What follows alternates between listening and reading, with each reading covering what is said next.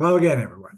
Ambassador Terry here, along with my co-host, Linda Vettrus-Nichols, my business partner and love of my life, and quite an expert on this episode, which is audience follow-up. Linda? Yep, audience follow-up. We certainly learned our lesson on that one. That was an incredible thing that happened for us in our early days of coaching. When we were at a conference, we had a booth and we were also breakout speakers. And we didn't sell anything there. We had somebody put down a deposit. She didn't even have the full amount initially. And we just said, don't worry about it. If it's supposed to happen, it'll happen. And the very next day, she comes running down the aisle, waving a check, saying, I have it. And so the exact amount that she needed, she found in a drawer, like I think it was probably more of a junk drawer. She found an old checking account, and it had the exact amount she needed to finish her deposit. It was incredible. And so, we weren't bummed out about not selling anything. We didn't have any expectations. We just let it all happen, see what happens. And so when we got back home, we got on the phones. We had had a where people just like a prize people could win, and they just filled out their name and their contact information, and then we did a drawing. And so we were calling people to let them know who had won the drawing, and we also just had a conversation. And in that follow-up, we just started selling. It was incredible. It was, we had so much follow-up that we got a concierge gal, originally even just to take us to the airport and stuff, that she did our grocery shopping, and we just kept on the phones and doing our follow-up. And all we were doing is really connecting with people that we had met, just make those friends and deepen those connections. And by the time, let's see, in 3 weeks, we had invested a lot of money in this event, like $17,000. What we were selling was 1,500, and in 3 weeks, we hit 48,000 in sales. And in 2 months' time, we hit $68,000 in sales. It was just like, whoa, yeah, follow up. It pays off for sure. It's not going to pay off if your attitude's going to be poor me and I wasted all this money, blah, blah, blah, blah, blah. So any money is an investment. Any money going out is an investment. Do you agree, Ambassador? Absolutely. Everything, you can either spend money or invest money. I believe that spending money is something like you spend money buying an ice cream cone. It's an expenditure, it's done. That's it. Okay. But you invest in yourself, you invest in your company, you invest in other people. There's multiple ways of doing it. Follow-up is an amazing process because let's face it, the person that you're engaging with at a conference or a live event of some sort, they don't want to go into private business. They don't want to say what's personal to them because they don't know who's listening. And in our business, we need to know a lot of confidential information to help them, as well as company information for those that we've been business coaches and consultants for, right, Linda? Yes, absolutely. The privacy thing is so important. And having those confidential conversations and just letting them know, that we'd like to talk more, and just being very inviting. You as a projector in human design, you number one need to be invited. As you know, if you start talking, no one's going to listen unless you've been invited into the conversation. And it was very inviting to us to realize that people really did want to come to our breakout, and that the doors had not only been closed 10 minutes early, they had been locked. And people met us in the hallway going, we got locked out of your presentation and we were 10 minutes early. And it was just like code, fire code, that only 60 people could be in the room. So it's like, well, that's okay. We have a booth. Do you have a card? And we've learned in Followup is to ask for their card rather than handing people our card, because people don't get around to calling you. We're all humans, we're all busy. If you have their card, it's much easier for you to follow through on that connection that they've actually invited you to, asked you for. So that was really interesting as well. Yeah, I got to reiterate on, I get to reiterate on, getting other people's cards, and not giving your card out unless they really want one, because they're probably not going to use it anyway. And most times, they don't even write a note on the back of it, what it was all about. Whereas Linda and I do. As soon as we get an opportunity, we'll look at a card, write a quick note on the back of it, and use that as our main thing for our follow-up. One of the coaches well, there was a couple of them at first. When we first went into business 12 years ago, how about that? We received a basic outline on how to do a follow-up call and turn it into a strategic opportunity for our prospective clients. And it turned out, with some modifications for us, we didn't keep that base outline very long, because we started finding our wording and the kinds of questions that both made sense to us and the people we were talking to, right, Linda? Yes, absolutely. Yeah. And we still have that paper. Yeah. The people really appreciate when you follow up in anything that you do. And if you can hang on to a conversation that you had, with someone checking you out at the grocery store and recheck in with them the next time you see them, just, staying super authentic. It One of the ways that, even just to connect with people, is find something that is in alignment with you. And it might be even like your taste in clothes, and you really like, the sweater they have on or whatever. Let them know, right? It's just amazing. Sometimes we just put it on like this old thing, and have no idea that somebody would actually really like seeing it on us, that it really is us, or whatever it is. So as human beings, we really do appreciate hearing from others, getting feedback from others. It can be very damaging, and it can also be a way to really help us connect with ourselves. And so yeah, always constructive and positive feedback, please.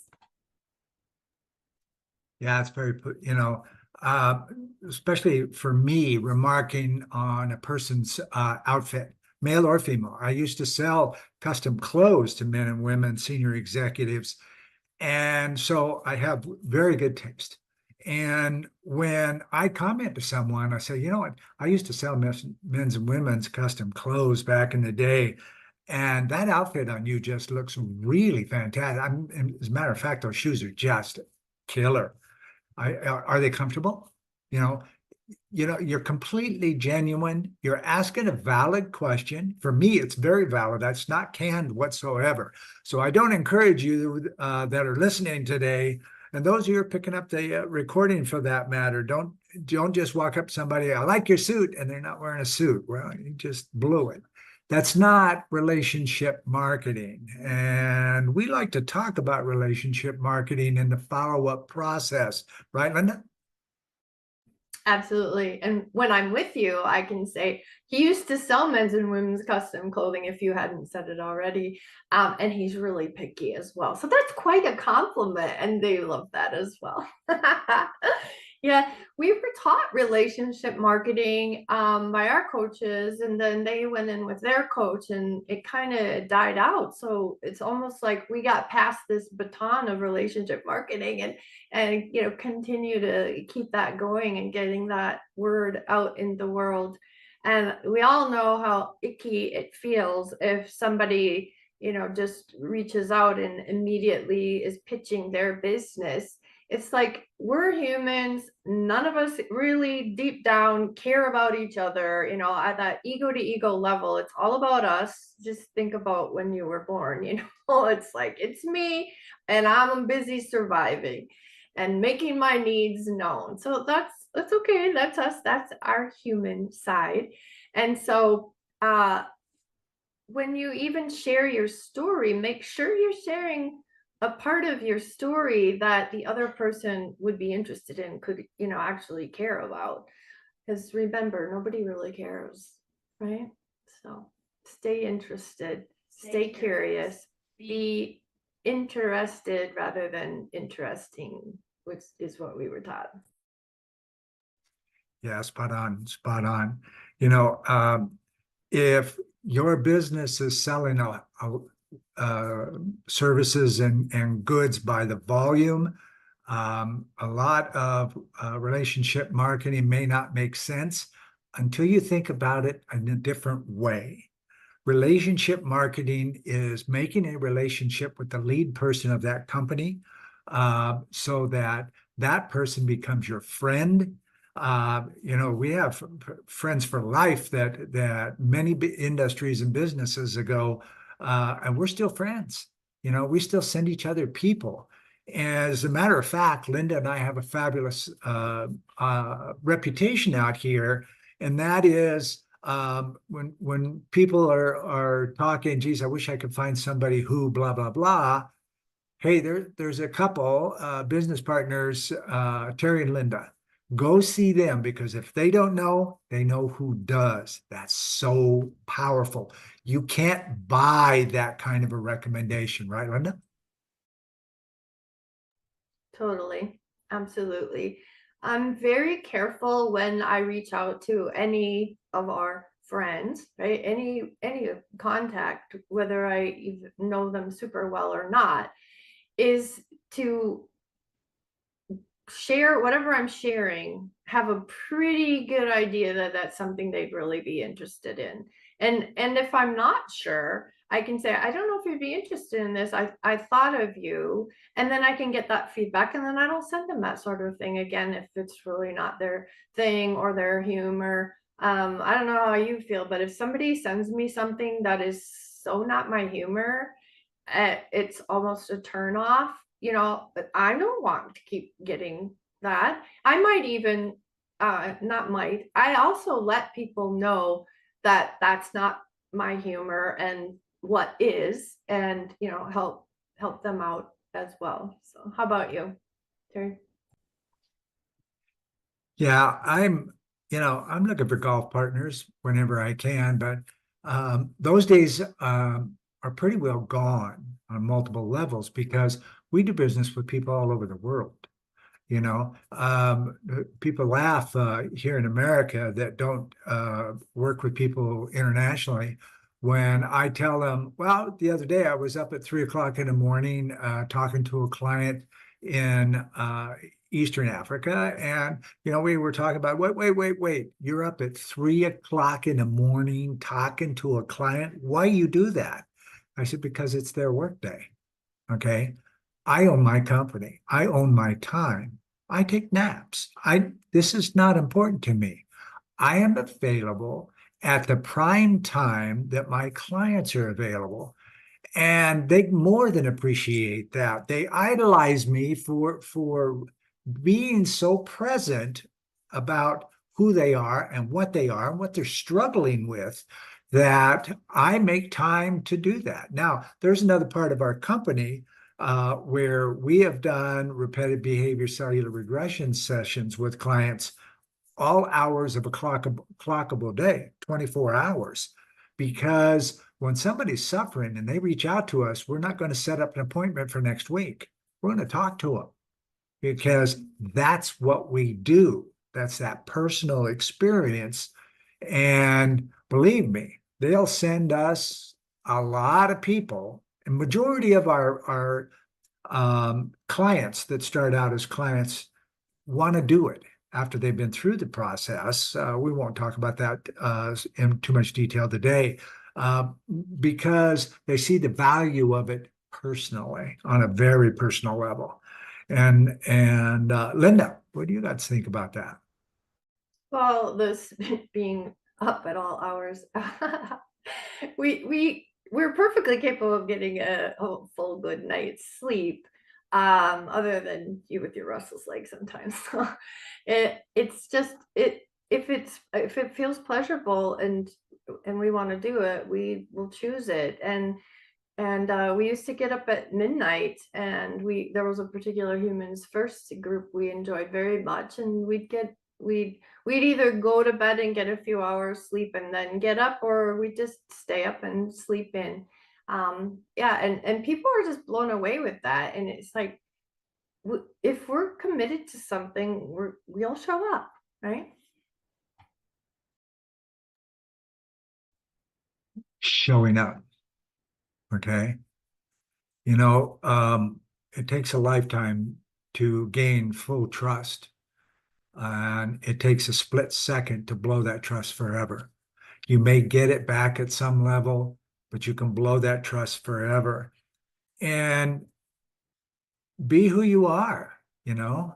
Uh, what you see is what you get with Linda and I. And we have a lifetime of experiences and quips and quotes and all those kinds of things because we've been around for a while and we want to share them. And by sharing them, people talk about us and refer people to us because they know our authenticity. And when they refer somebody to us, they know that that person, even though we may not help that person, will have the absolute everything there. That is so massive in the follow-up, because when somebody refers ABC person to us and we work with them or we don't, or we move them on, we reach out to that person who referred us and try to have a conversation with them, not only to thank them, but to, touch base with them.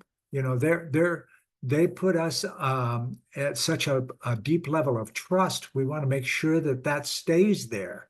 And that's not being fake by any means. That's being genuine and bringing it from your soul, like Linda likes to say, right, Linda? Right. When we did a lot of reach out calls, we have a 15-minute reach out call. You still do, especially Terry. And that in doing that, then you get to know somebody. It's been really important to just take notes, and before we get off that call, know when it is that we're going to touch base with that person again.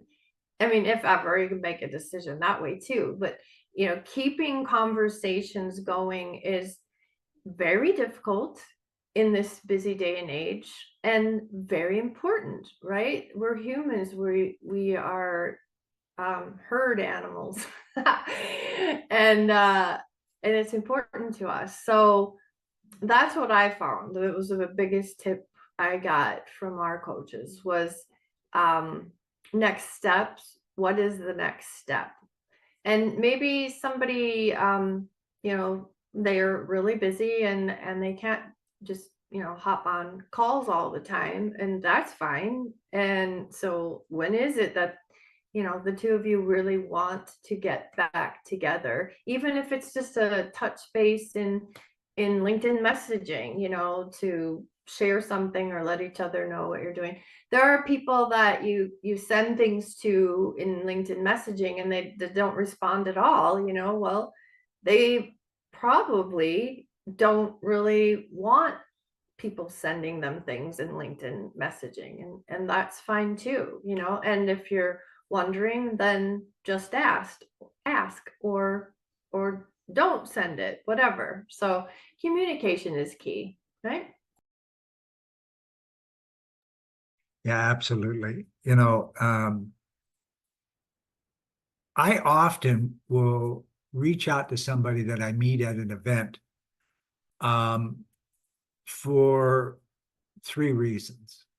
They themselves may be a prospect, or somebody that they know that we talked about a little bit that I can keep front of mind for them to go and follow up with that person that I might be somebody they want to talk to. But it's also, when you send out a message of what do you do? So, Ambassador Terry, what do you do? I am sending a message to the person who is looking for me. That may not be the person in front of me. It could well be their boss. It could be the person that they play golf with on the weekends. We don't know who that person is that they're thinking about when they engage with you, in this case, me. And they very much, I don't care if they're a server in a restaurant, okay, they deserve the same response I would give to a chief executive of the 40th floor of an office building, the exact same response, okay? Because we don't know why or who they're searching for that we could help, and that's important. Linda? Yes, I love your story, how you were at the Pillsbury building in Minneapolis, Minnesota back in the day. And you had an appointment with one of the CEOs, and if you take your car in there, they actually washed it. And so you connected with Petey, who would wash your car for you when you went into the building. And he asked you what it is that you do, and then you explained it to him as if he was the one that would be buying from you.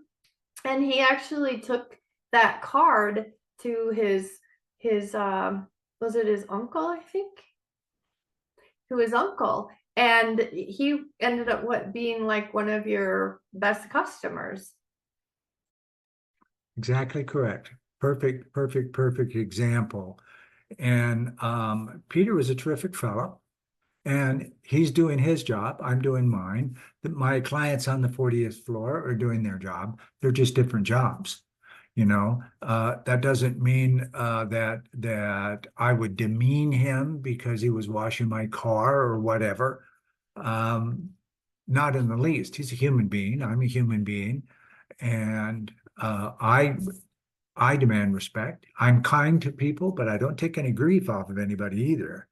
And from that, you give what you have. So if you have kindness and love in you and you give that to people, you'll get it back because they give it to people who give it to people who give it to people. And then all of a sudden, all these people are giving it back to you in a multitude.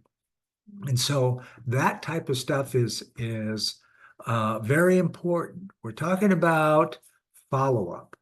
And follow-up can be a discussion at church on Sunday morning. It could be standing in line at a Starbucks or at a grocery store and bring up a conversation about whatever, something that a person's getting ready to buy, or like me, I'm a clothes nut. I'll remark on something that someone is wearing that I think is very, very beautiful on them, and those kinds of things. And we just start a conversation. It's just two people talking without any expectation of a result. Let me say that again, without any expectation of a result. Okay? You're just talking. And who knows where that conversation could be. The person checks out in front of you, they go walking off, and they get to thinking about how nice the conversation was. And all of a sudden they stop and they wait for you to finish checking out, and they want to continue that conversation for whatever the conversation is. Okay? And that presents a follow-up situation, and you just move forward with it. If you're always thinking about making a sale, you probably won't. But if you're always thinking about helping people and being of service to people, you probably make a whole lot of sales that you don't even know existed out there. Linda. Yeah, absolutely. I so agree with even just meeting someone for the first time. That's, to me, follow up. Follow up starts there when two people are in the room together or on Zoom or whatever. when you're in person, especially, like the first thing, well, this is what we teach, is make eye contact. If you get eye contact back, smile. If you get a smile back, say something, give a compliment, or whatever feels really um connecting for you, or you feel that person would probably enjoy coming from you in a way to connect. And then if when you say something to them, if they say something back to you, then respond, and just see where it goes. It might just be a really quick back and forth, kind of like a lot of us are doing these days in text messages, because we're all busy, and you get a text and you get a quick answer and you go back to what you're doing. So just remember, there's another person that has a life. They're actually doing something, so they might not be able to go back and forth, or they'll get to it. And don't be discouraged or upset because they didn't get back to you right away either. It's not all about you, right? At the end of the day, love and relationships are all that matter. I'd agree. I'd agree. We've spoken a lot about follow-up from a in-person interaction, or possibly even over Zoom or Skype or whatever. Um, uh, but it's a communication. Okay. You can be talking to somebody in comments in a social media post or anywhere where you are communicating a thought to another person that could solicit a response where a dialogue will become the result. And who knows, a lifetime um, friendship, partnership could come out of it, or nothing at all. And it's not important if it is or it isn't. If you read something in a comment that you think is pretty sharp, respond. I often say, there's a lot of smart people on LinkedIn and other social media. I will often just comment, well said, well done, ABC person, you know, and I acknowledge that great piece of content and or a meme or whatever it is that I'm responding to. And more times than not, they'll respond back. Well, thank you. That was very nice, or blah, blah, blah, you know, or they'll go to your profile and they'll check you out, and all of a sudden you got a connection request.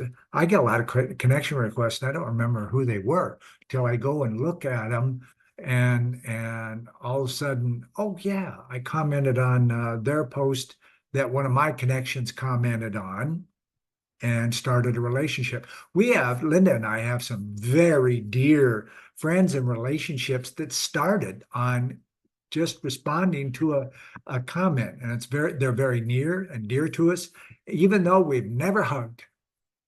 Okay.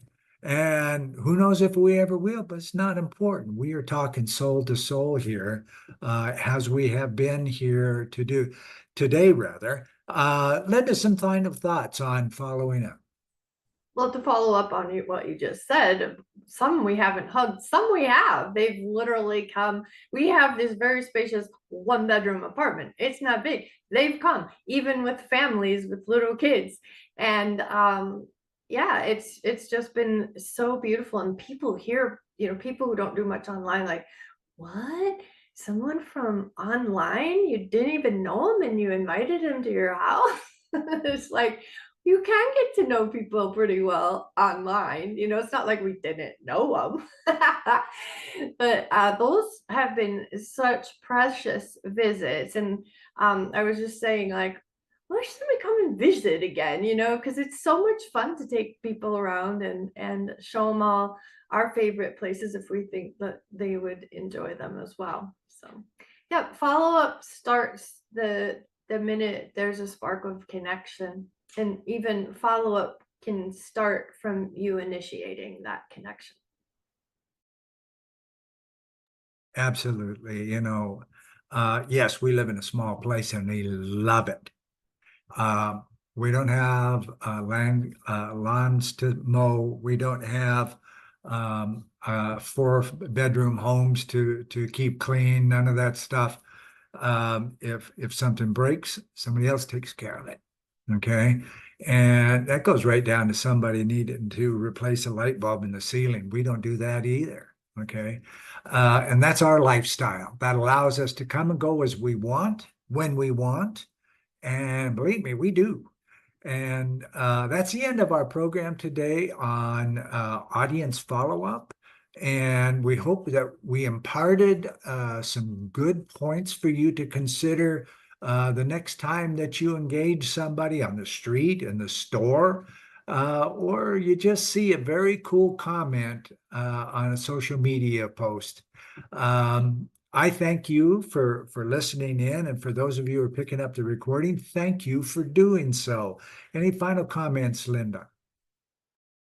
I'd say that wrapped up quite well.